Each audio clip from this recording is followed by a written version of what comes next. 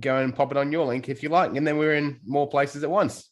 Awesome. Which is always pretty exciting. So I never can figure my way around LinkedIn. I can never seem to get to my own profile and just look at the content I'm posting. There we go. Here we go. Alex Morris is live right now. I'll send it over to you in the Zoom chat. This is cool. All the things we can do these days. Super Technology, exciting. Hey, I don't live stream much. Alex, you've got me. I do live speaking, but not a lot of live streaming.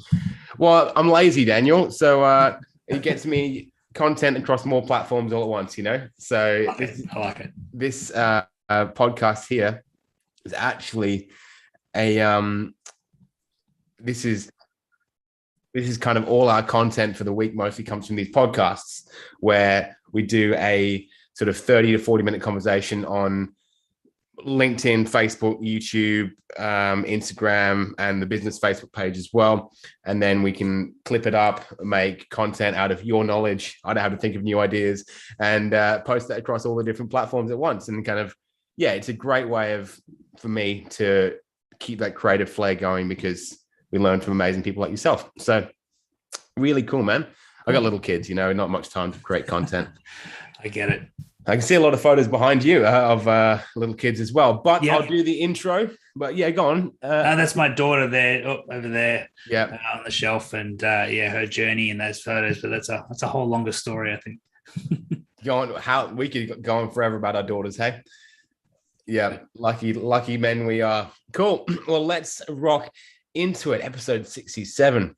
Welcome back to the Coaches to the Moon podcast. Ladies and gentlemen, I am super honored to be warmed up this morning on a chilly Sydney morning by Daniel Murray. He's a professional speaker and author. He's a CEO of Empathic Consulting, and he's the number one authority on how leaders can build the commitment and trust they need to be a followable and exciting leader in the space, all the way from Banksia Beach in Queensland. Daniel, thank you so much for being here, mate. Pleasure, Alex. Thanks for having me. Dude, we were just talking about photos behind us of our children, but I see behind you on your left-hand side, stage right for me, your book, your children's book, actually. Yep. Which I've just noticed in the corner. That's the monkey and the rhino, I believe. Yeah. Really, really exciting, man. Talk to me about your children's book. Where did the idea come from, and what's the message you're getting across with this book? So actually my daughter inspired me to write it as well. We had her, she's almost 5 now, and she was the result of 11 IVFs over 10 years. So quite a lot of work and effort went into to her being with us, and we're really fortunate. And one of the things that I sort of experienced and saw a lot of in the corporate world and in lots of organizations, and actually particularly in some of the culture of startups, is this idea of how we need to act and how we need to be resilient and what we need to do. Now, I'll tell you the story. It's probably easier. Alex, is the short version. There's a monkey and a rhino, and they live around this tree. They've got a good partnership going on. The monkey climbs to the top of the tree and picks the youngest leaves, which are the rhino's favorite. And the rhino, he scares off the lions when they come to hassle the monkey. Good partnership. Anyway, one day it rained, and then it hails. It never hailed before. Hail belts down. And when it passes, the monkey's laying there. He's battered and bruised. He says to the rhino, "Are you okay after that storm?" And the rhino says, "Yeah, I'm okay." The monkey's like, "Well, hang on. How come you're okay? Well, I'm really hurt. What have I got to do to be okay?" And the rhino says, "Well, I'm big and tough, and I've got thick skin. You just got to toughen up and get thick skin like me." The monkey goes away. He finds some mud and clay, puts it on his arms, legs, body, bakes in the sun. He thinks, cool, I'm going to have this thick skin. Now, he can't climb to the top of the tree anymore, which is a bit of a problem, but he thinks he's going to be safe. The next storm rolls in. Rain washes off the mud and the clay. Down comes the hail, same result. Again, turns to his friend, the rhino. "Hey, what am I going to do? This is really hurting me. I'm getting battered here." The rhino says, "Look, I don't know. You just got to toughen up, get thick skin." He gets a little bit sort of detracted now. He goes and sits in the tree, and as he's sitting up there, a squirrel pops out of a hole in the tree. The monkey says to the squirrel, "Are you okay after that storm?" The squirrel says, "Yeah, I'm fine." The monkey says, hang on, do you have thick skin? You don't look like you've got thick skin. Squirrel says, oh, monkey, we can't all have thick skin. Doesn't work that way.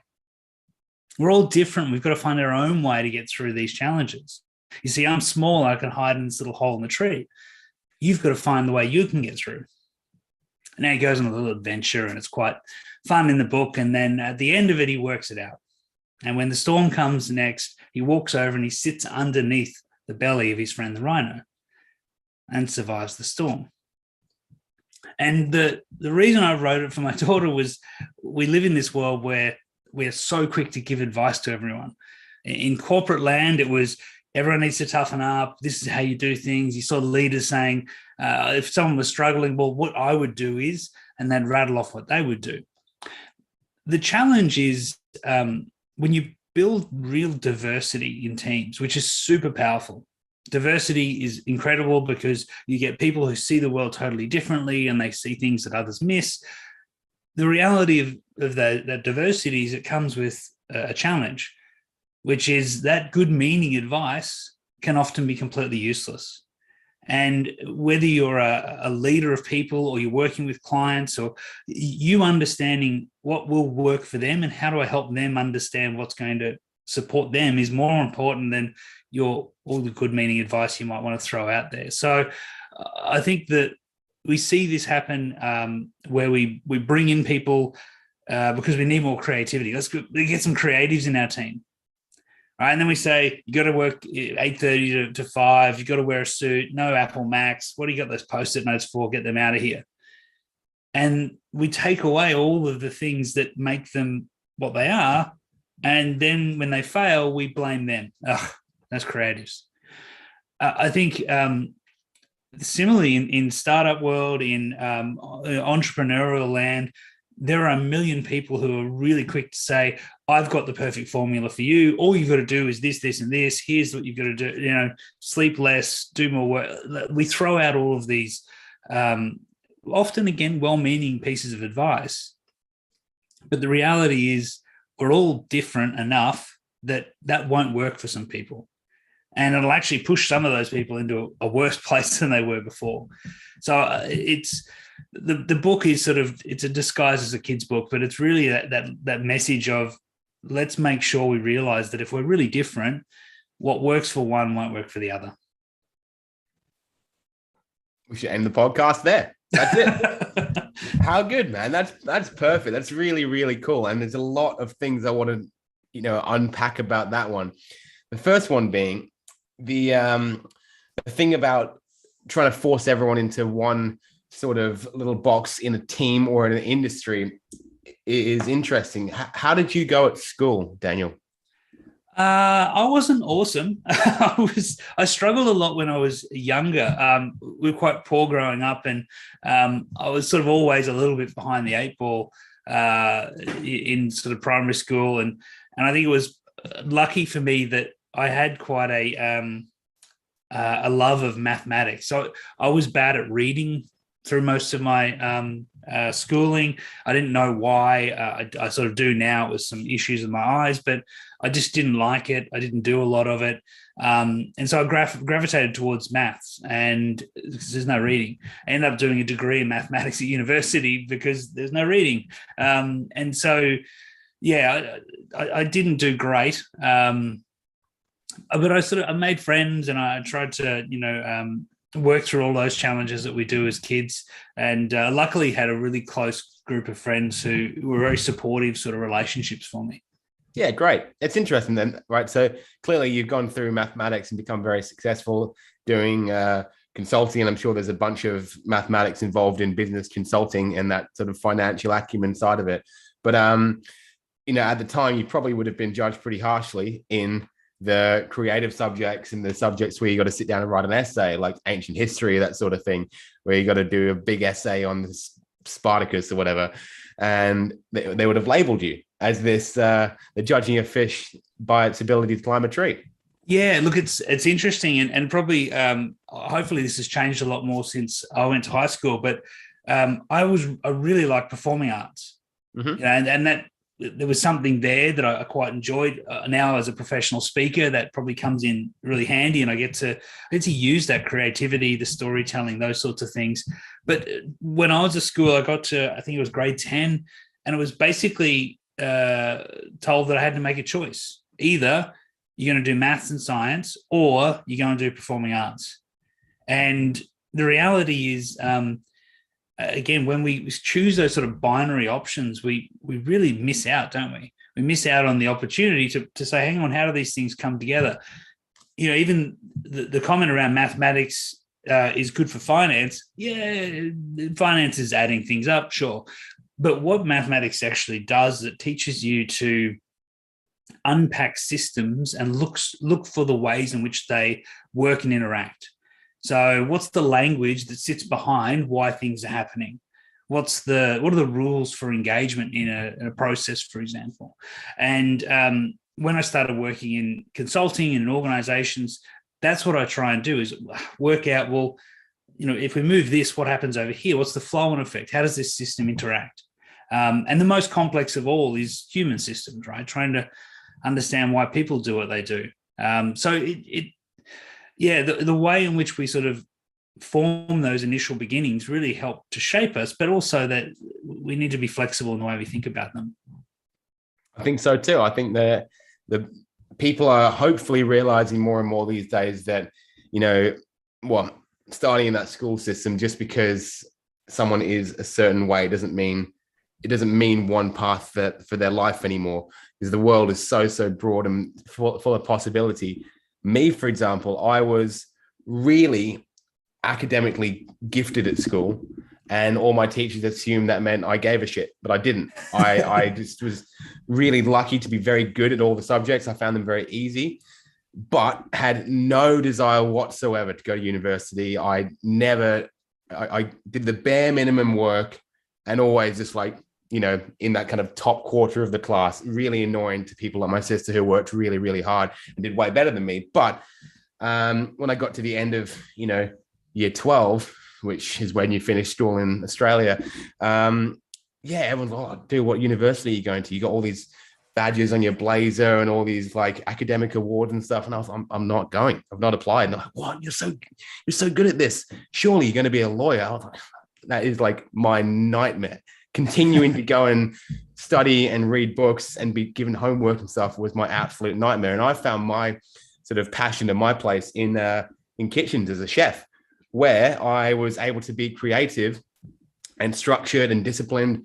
And I could do 16, 17 hours a day without breaking a sweat. But if you asked me to sit down and read a book for 45 minutes, I would be like, oh, I couldn't think of anything. I'd do anything to not do it. So yeah, putting people in boxes is kind of one of your first lessons, I guess, from the monkey and the rhino, to bring it back around, which is super duper cool. I have got a children's book I have written about 5 years ago, and I've never found an illustrator who I want to pay to illustrate it for me. But mine is called The Possum and the Bear. Interestingly enough, right? And I was listening to your story, and they've got different outcomes. But I'll give you my synopsis, all right? Because it's super interesting how similar they are, but they're very different. So in my book, the first part that's not realistic. Possums and bears do not live in the same place, right? At least monkeys and rhinos do. But I'm thinking of Australian bushtail possum. She's in the woods and she's lonely. She's got no mates. She is stuttering around one day, and then there's this big bear crawls past, and she's like, oh, don't eat me. And the bear's like, oh, I just want to play with you. I'm lonely. So they're both lonely, and they become good mates. And the bear is always helping the possum to reach, you know, things from high trees, like your monkey, carry it across the river. The possum can curl up in the bear's arms to sleep. And she's like, you're doing all these things for me. I wish I could do something for you.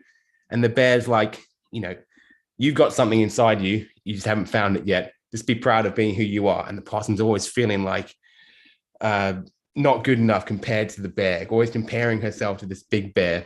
And then eventually, I won't give too much away, but the bear gets into a spot of bother when he falls into a river. And the possum saves him in a way that only a small animal could, basically. Kind of scurries up a tree and gets down a vine and bends the branch to get the bear, and they get out. And it's just basically a message about, kids being proud of who you are and not comparing yourself to other kids. But I love the fact that both these stories have one central theme that is something that as adults we don't think about enough, but kids, they can just absorb things and action them because there's not all these preconceptions, right, in their head. You can say to a kid, you can be proud of being you. You don't have to compare yourself to people, or you don't need to build a thick skin because you're a monkey and monkeys have other talents. And they don't have all the voices in their head from school and from their parents and teachers and uncles and stuff telling them why not. So you said your daughter inspired you to write this book. Where else does your family inspire you in your business, and what kind of lessons do you think we can take into the business world from the innocence of a child? Yeah, look, I think the first thing, and probably a good call out for anyone listening, that stories are very, very human and natural. And I sometimes hear people who are very technically gifted, particularly on stage at a conference, for example, and what they'll do is they'll try and tell people how important they are and how much they know, and how technically gifted they are, and they'll sort of dive into all of this really rich information quickly. And I think it's a real trap that we can fall into, that because we think that's important that someone else will. I always reflect on, Alex, that there's sort of that statistic that says humans have got an 8-second attention span. And the reality is that's not entirely true. No one watched Game of Thrones in 8-second bursts, right? We binged it like crazy. What we have a short attention span for is anything that's boring. And so, and this is definitely something I noticed in my daughter. If I want her to do something, if she doesn't think it's useful, important, fun, and she's not going to do it, right? And we sort of forget that when we have clients and customers and people we're working with, different stakeholders. When we talk about tasks, of course, they're going to sound boring if they don't have a sense of meaning and purpose behind them. Now, the beauty about stories is when you start telling someone a story, parts of your brain activate that go, wonder what happens next. And so you start listening, you lean in and try and understand things. So, one of the tips I always give people when they're going to speak on stage is don't start with your name and what you're going to talk about, because no one cares who you are and they probably already know what you're going to talk about. It's in the agenda. Right? So you're wasting 8 seconds before you've even started. Instead, tell them a story that they can relate to, that they can lean in and go, hey, this is interesting. And I think there's a lot of ways that we can sort of bring a lesson from childhood right into the way we conduct our business. But yeah, the other thing that I really take away from my daughter and my family is that there's so much you'll do to sort of help and support the people you really love.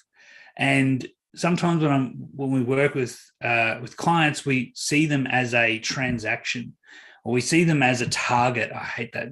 And people talk to me and they're like, okay, here's the targets. I'm going to put them into a funnel and we're going to do like, who wants to be on the other side of that, on those labels? What if I really cared about them? What if I cared about them like I care about my family? I treat them in a way that I want them to change. I want them to do something. I want to help them. But why do I want them to? Why do I want to do that? And what do I want for them from this experience? So I think we can take those relationships we treasure in our lives and think, well, how do I reflect and build those relationships with other people? And it's not easy. Like, it's really hard. And it's much easier to, stuff them in a funnel somewhere and hope that they pop out the end and make it a numbers game. But it's much more rewarding when you build those sorts of relationships.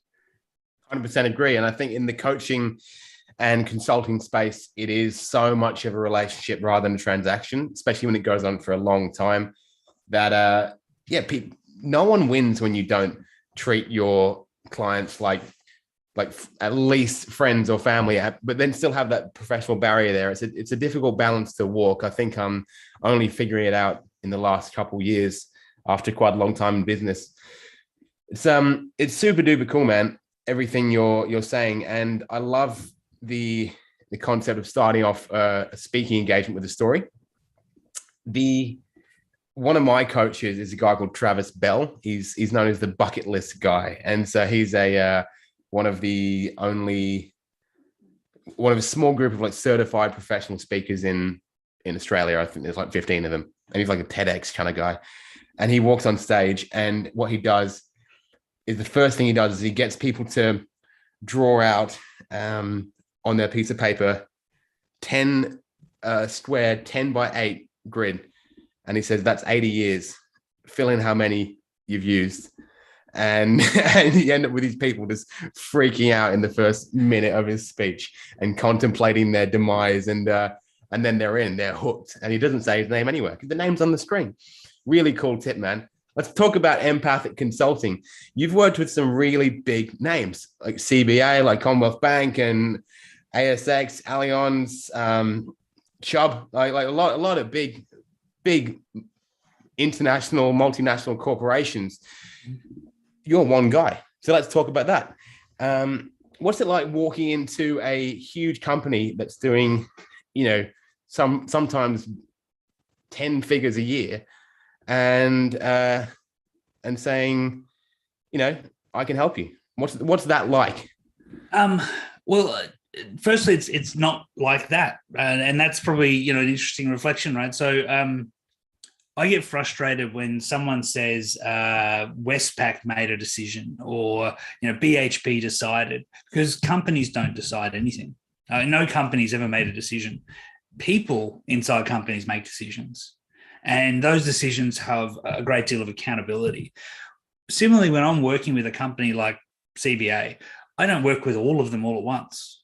That's 45,000 people, and they're great, lovely people, but you can't work with them. So what tends to happen is I'll be talking to someone who owns the product team or works in a certain area, or they manage the operations, and they'll say, these are some of the challenges that are going on for us.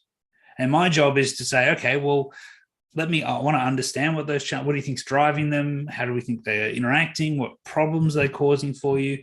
And then what could we do? Here are some things that I think that we could do together that could help to solve those problems. So I think whether you're working with a small business, a single entrepreneur, a medium-sized company, or even a global corporate, you're never dealing with anything more than people. And look, sometimes people say, it must be great working for big companies because they've got lots of money. Sure, and everyone around wants all of that money in terms of internally and externally. So it's often a lot more hoops to jump through. There's a lot more challenges sometimes than working with smaller organizations. So it's always about who am I working with, what's their challenge, what's going on for them, and then can I actually help? And there's plenty of times, Alex, where I say, I see what's going on. I think you should talk to this person because I can give you this and this, but what you really need is, I think, this other idea, and you should connect with them. And I think it goes back to that relationship, right? If sometimes we get really hungry as consultants and coaches, and when you're really hungry, you just want anything that's around. Daniel, I'm so sorry to interrupt for a second. I've got a guy at the window saying he needs my signature on something. I'm going to get rid of him. Can you riff for the audience for 1 minute? And since we're live streaming, sure, thanks, no problem. I'm so sorry. I'm so sorry. I'll just continue on that thought. So we get hungry. We get a real need for clients, right? And I totally get it, but sometimes that means we try and squash ourselves in as a square peg in a round hole. And I think the reality when you do that is your clients don't get a good experience. You don't do your best work. They tend to be underwhelmed. They don't really want to work with you anymore. And it's just it's a lose-lose for everyone. So he's back. So I think that the key point there is, wherever you're working, whether it's big, small, or medium-sized companies, just remember that there's people that they want stuff, they need help. You're there to give them that support, and focus on the people, not the company itself. That's a really, really lovely sentiment, I think, that, and we probably don't think about that so much when we look at, companies have their own Facebook pages and companies have their Twitter pages, and it'll be like, oh, CBA tweeted this. It's like, well, who was the person? And some of them, I don't know if you've noticed, a few of these companies, because I bank with Commonwealth Bank, and someone has taken over their social media who is clearly kind of treating it like their own profile. And it's a lot more, it's a bit cringy sometimes, but it does humanize them a little bit, because the person writes without these perfect sentences. They use the odd emoji. And I think it's been a really, really good decision. It humanizes a big company and makes you think about the people behind it, which is a lovely, lovely sentiment. So I know you've touched on your work that you do with these big companies. Empathic consulting, I'm assuming this is a lot to do with empathy. What is the brief that you're given when you come into companies, and why do they hire you as a consultant? What are they trying to get out of your relationship? Look, I'll give you the sort of, I guess, usual sort of range or usual challenge there. Where I work a lot is teams who've got highly analytical people leaders. And a common pathway here is you might be a good engineer, and then you become sort of senior engineer. The next step in getting more money and more salary is you become the head of the engineering team. And what happens is your job goes from being about engineering. It's the same with accounting. It's the same with, name the technical skill. You then go from using that technical skill to actually your job is to lead people. And those two things are totally different. There is almost no relationship between being good at engineering and being able to lead people. And what tends to happen is when people get into that space and they don't know what to do, they're not feeling successful, they don't feel like they're busy enough, they've got all these issues they don't know how to deal with, is they revert to what they're good at. So they go back to doing the work, they hang over people's shoulder, they tell them how to do their work, they become a total pain in the bum, and people get disengaged. So where I usually come in is how do you help people who are very smart, super intelligent, technical type or analytical type minds?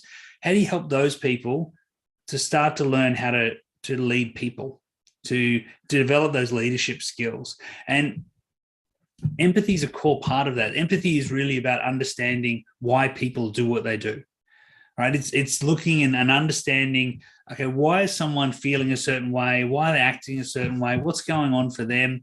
Why do I put these two people in the same sort of place and they just do totally different things? And so empathy is the ability for leaders to build that skill, build their understanding of people, and then use that understanding to make better decisions, to support their people in better ways, to give clearer understandings of expectations, to really be able to lead that group of people. What we do usually is we just use our own default as the way we think the world works. So we say, I do my best work when I'm in the office with my headphones on and there's no one else around. So I'm going to make sure everyone comes into the office. I'm going to buy them more headphones and make sure we don't talk to each other. But there are almost certainly a bunch of extroverted people who do their best work when they're bouncing ideas off each other and collaborating.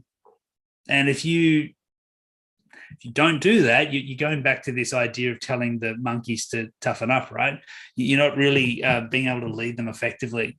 So my job is to help analytical people generally, but it's not sort of always, but that's sort of where I tend to play. People who are that analytically minded, they need to lead people. They don't really like it. They don't know how to do it. I had a person say to me once, leadership would be easy if I didn't have to deal with people. And that's where I sort of come in and help breaking down the stigma there, and also getting some real practical tools on how to do that. It's really interesting. Really, really interesting. you're so right about people being so good at something, they move to the next level of their career where they don't do it anymore, and they are suddenly leading in that space. Happened in the chef world where I was. You move up and you get to head chef, and you stop being a cook and start being an organizer, and then you go to executive chef and you're pretty much an accountant. And then in the coaching space, this is kind of what's going to be interesting today, is so many people become what they call coaches or consultants because they are excellent at one thing. They have a craft. They're a very skilled tradesman, whether that's in, holistic healing or bodybuilding or digital marketing or whatever. And then suddenly they're having to take that skill and teach it to other people and deal with all sorts of different clients. And then if they ever get a team, they got to, let that trickle down into the team who then work with their clients. So my question for you is, knowing how to work with people at these very, very high levels in these big corporations, what's something that you're helping these big corporations to achieve that us solopreneurs can use in our day-to-day business? Yeah, and I'll take some of the lessons I learned from some of those senior leaders and share those happily as well. The thing that we tend to do as we move up the ranks is, and I talk about this a lot, we tend to think that we've got to have all the answers. And we tend to give those answers quite freely and readily as well. I had a friend of mine who we're having lunch, and she said, "Oh, my phone just keeps ringing. My team, they just call me constantly." And so I said, "Look, just put it on speaker. I'm not going to make any noise. I just want to listen. What's this conversation about?" And after a few of them, I said, "I can tell you what the problem is. They keep ringing because you keep giving them the answers." And she said, "What do you mean?" I said, "Well, try this next time. When they call and ask you a question, just reply with, what do you think we should do?" Now, they might say, "I have no idea." And in that case, you go, "Okay, well, go away and have a think about it and call me back when you do." And I just hang up the phone. And what tends to happen is when we think we've got to have all the answers, we sort of bottleneck our teams. We bottleneck them, that everyone thinks everything's got to go through you. Everyone thinks you're the universal source of truth. And what we know is, in any sort of complex world, you can't be. It's impossible. And what started to happen for her and for many of my clients who this conversation has gone through is they start saying, "Well, what do you think we should do?" And the person initially says, "I have no idea." When they call back, they said, "Oh, I think we should do this or this." "Okay, which one would you do?" And they go, "Oh, I'd probably lean towards A." "Okay, go for it. I've got your back." And what happens is they stop calling, or they start calling and go, "Hey, just want to check that I can do this." "Sure, I trust you, I've got your back." And over time, that really reduced the amount of effort that came onto my friend and onto leaders. And leadership is not about doing the work. And leadership and working with groups of people is, as you said, it's about that coordination. One of the things that the head chef, the executive chefs do, they set the tone for how we do things around here. How do we interact? I remember being at Mamafuku Siobo in Sydney. Yeah. And I can't remember the name of the executive head chef. He had big, long dreads, and he was so calm. Right? Their bar, you have to sit around and look at the kitchen. He was very, very calm, very peaceful. He had to give instructions, and you could tell sometimes that they were, fairly strong instructions, but it was just done in a way that set the tone for the way the kitchen worked. And that's a really big part of leadership that we sort of overlook. So when you're working in a big, complex organization as a leader, a lot of the stuff we work on are, how do you set those expectations? How do you make sure they're based on your values and what you want the culture to be? What is the culture? And how do we shape it? What are the things that influences culture? What are the ways in which you need to hold people accountable when they step outside of those rules? And empathy sometimes involves firing people. Because one, they're not successful. This is not the right job for them. This doesn't fit what they want, or they're actually toxic for the rest of your team. And empathy for the rest of my team says that this person can't be here. And so we tend to people tend to think empathy is about being nice to people. It's not at all. Empathy is about understanding these complex systems that we build around us in our teams, and then using that understanding to make better decisions. Wonderful. That leadership tip about just helping people to kind of make their own decisions and trust themselves a little more and not bounce every idea off you. I can see that being hugely helpful for a lot of people with a small team, especially because that's when I feel it's most difficult to delegate, when there's kind of three of you. I'm in that right now. Yeah. And what happens is you think, well, it's my baby. I don't want it to break. And I don't know how to do this. And it's, if they do it wrong, then it'll cause an issue. And all those things can be true. The question is, at some point, are you going to be the bottleneck that holds this thing down? And if you don't give people, look, the other thing is people are going to get it wrong sometimes. So be prepared that if I let people make decisions, sometimes I'll make the wrong decision. The question is, how do we go to a conversation next of, hey, why did that go wrong? What are some of the things we can do to make it better next time? And let's keep building and learning together. When your daughter, same as mine, when she tried to walk for the first time and fell over, I didn't go, well, no walking for this one. She's just going to be a crawler. Yeah. We go, okay, cool. You fell over. That's fine. Let's try again. Yeah. When she tried to draw an A for the first time, I didn't go, well, you just A's are out of the picture here. We'll just, we're okay to get things wrong in any part of our life. And that's part of leadership, is accepting it, being accountable for it, and just helping people to grow.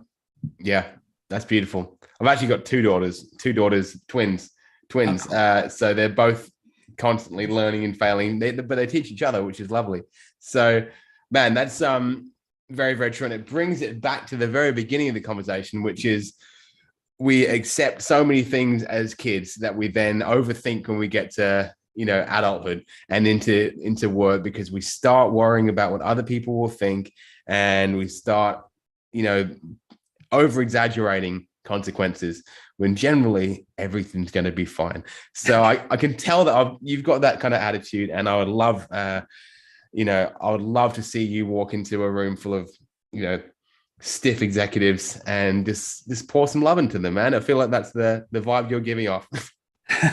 Well, yeah, sometimes it's love, but even then, and probably another thing that I've found really important when we go to talk to people about empathy or leadership, if I start the conversation with what I think's right and that I think they are doing wrong, and we do this in social media is brilliant at this, right? We find other people who think something different from us, and we start a conversation with them around the lines of, well, clearly you're wrong about this. Let me tell you how I'm right and you're wrong, and why you need to change.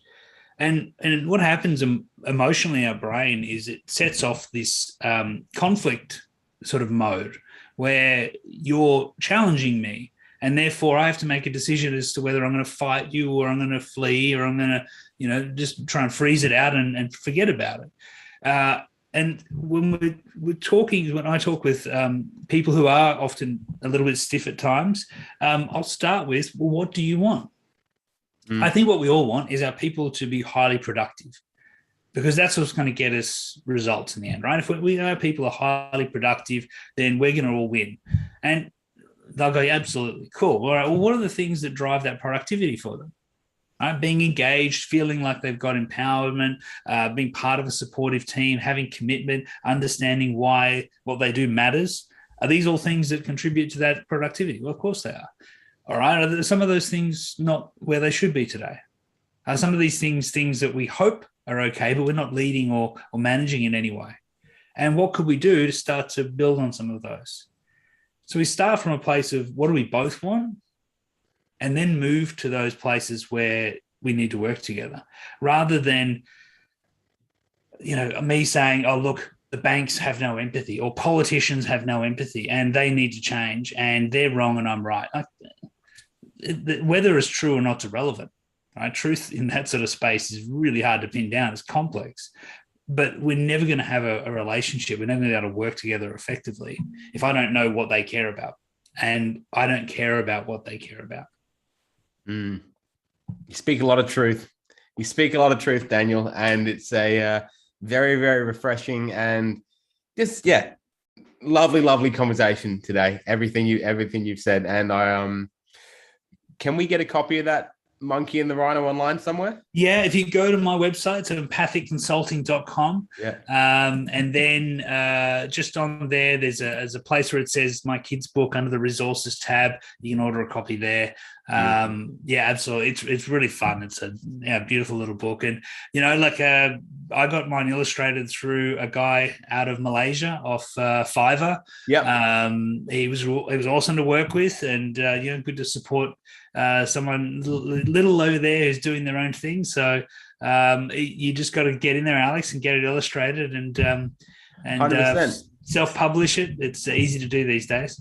100%, man. I've shortlisted a few people, and there's just because I've had the, you say manuscript, but it's like, 7 pages long. I've had it for so many years. I've got such an image of what it has to look like now that I need to take my foot off that pedal a little bit and let people be creative. Take a page out of Daniel's book. So, brother, thank you so much for being on the show today. I've really enjoyed it. I've learned some amazing things about how to work with my own team and my clients. And I think just that children's book is so refreshing and lovely, and just such a spin that we haven't had before. So, Daniel Murray, thank you so much for being on the show today, mate. My pleasure, Alex. Thanks so much, buddy. Really appreciate it. And thank you for saving the day when I had to go and sign for that delivery. The perils of working from home. Anyone who's watching on the live stream or listening indeed on the recording, thank you so much. We'll be here in another few days with another episode of Coaches to the Moon. Until then, thanks for listening. Much love and